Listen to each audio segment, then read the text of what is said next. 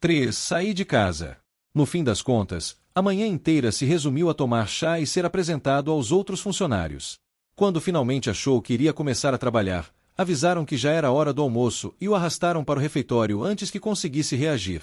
O refeitório dos funcionários era enorme. Embora cavaleiros e serviçais comessem em turnos, os burocratas podiam se reunir todos ao mesmo tempo sem aperto.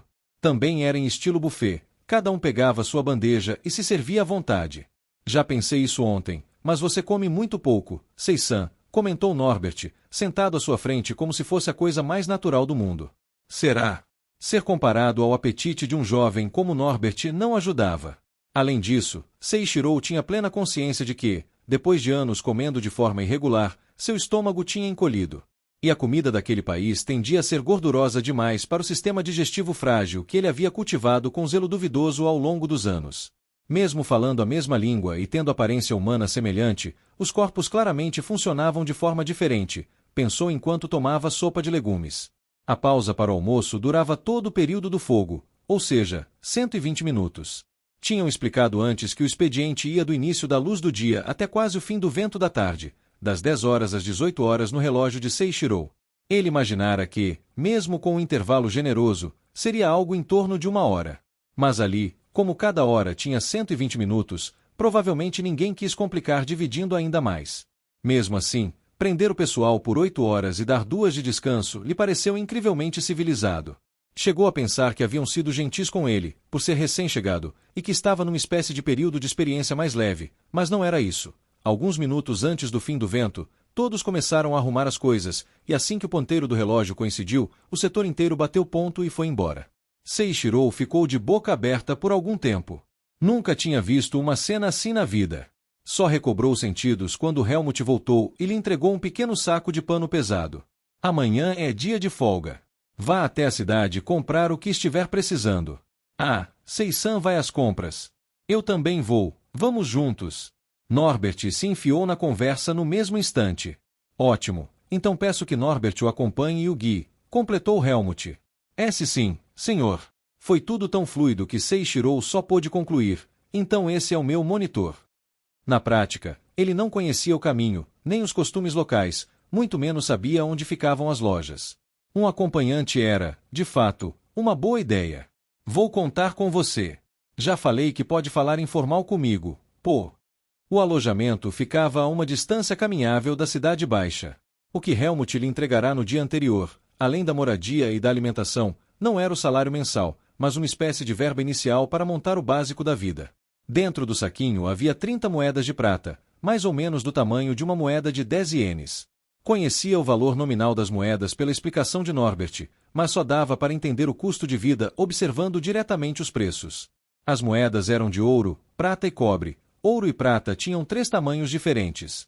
A unidade era o hula. Uma moeda de cobre valia 1 hula, uma grande moeda de ouro, 1.000.000 hulas.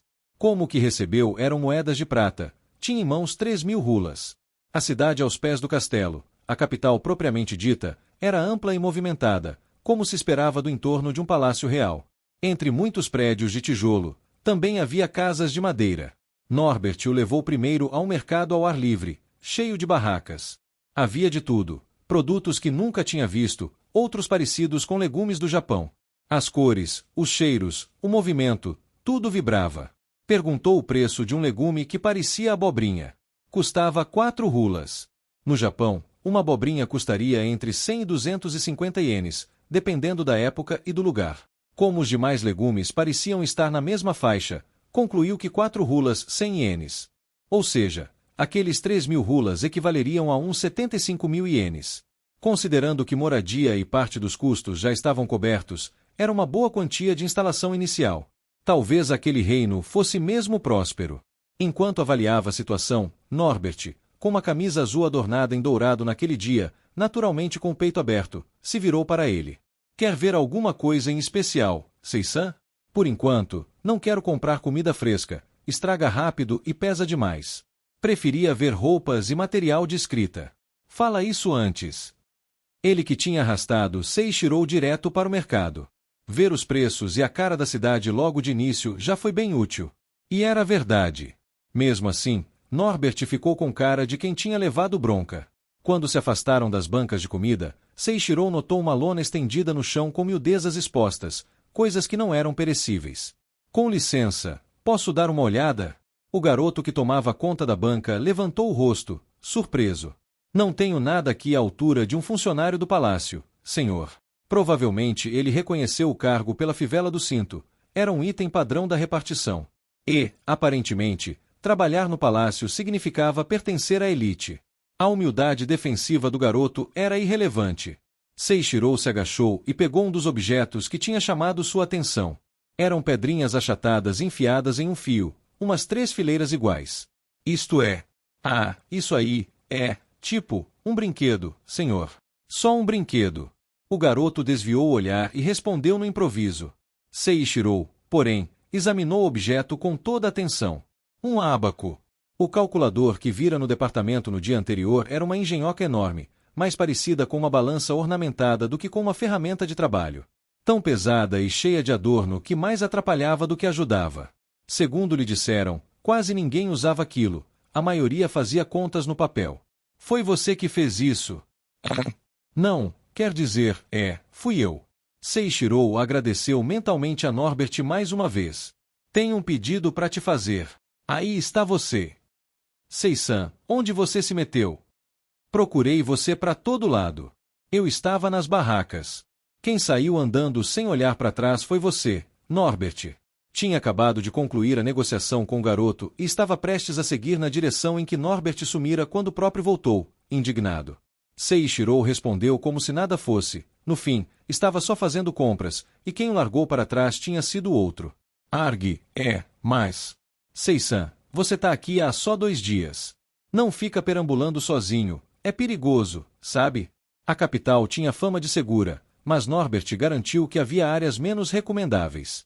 Além disso, para o palácio não devia ser confortável deixar o civil trazido junto na convocação da santa, passeando por aí sem supervisão. Tudo bem, vou tomar cuidado. Estou começando a entender como você é, Sei-san. Apesar da resposta clara, Norbert o encarou como se já previsse problemas. Ofensivo. Depois foram ver roupas, almoçaram em um restaurante pequeno que Norbert recomendou, compraram canetas e papel, o que rendeu um olhar de estranhamento, alguns utensílios básicos de cozinha, bebidas e, por fim, um pouco de comida fresca antes de voltarem. Canetas e papel o palácio fornece, sabia? Norbert comentou. Queria ter os meus.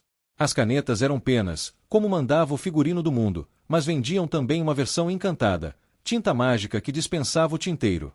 Eram caras, mas Seiichirou comprou sem hesitar. Não se preocupar com tinta era ótimo a longo prazo, e ter uma espécie de caneta-tinteiro estável era um ganho de produtividade. Você sabe cozinhar, Sei-san? Não sou um mestre, mas me viro. Os utensílios mais pesados e as bebidas ficaram com Norbert desde o início. Ao olhar a cara pálida de Seiichirou, o rapaz concluiu corretamente que ele não aguentaria aquele peso. Embora fizesse tempo que quase não cozinhava por falta de tempo, 11 anos morando sozinho não tinham sido em vão. Com a jornada bem mais curta, provavelmente teria hora sobrando, era a chance perfeita para retomar o hábito. Sem contar que ele não estava se dando bem com o tempero local. Quando voltaram ao alojamento, já era o período da terra da tarde.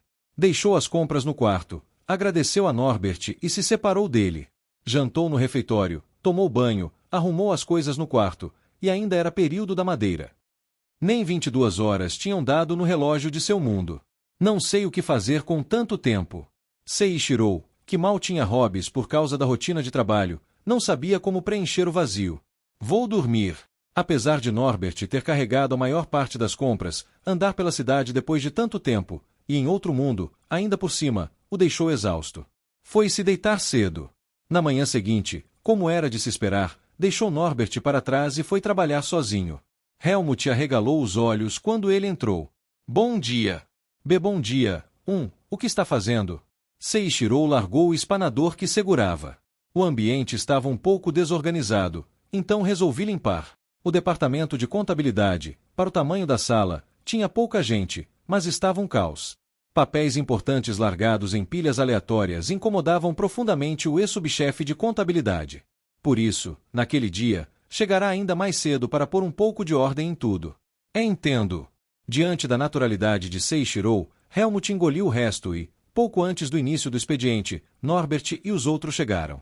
No segundo dia, o trabalho de Seiichiro foi organizar documentos. Recebeu pilhas de papéis e começou a separar tudo por tipo. Sei-san, você dormiu direito ontem? Norbert puxou conversa no meio do serviço. Sem levantar a cabeça, Seiichiro respondeu. Dormi sim. Na verdade, tinha dormido o dobro do normal. Sério mesmo? Você tá com umas olheiras sinistras, parece acabado. Quando a gente envelhece, o cansaço não some só de dormir.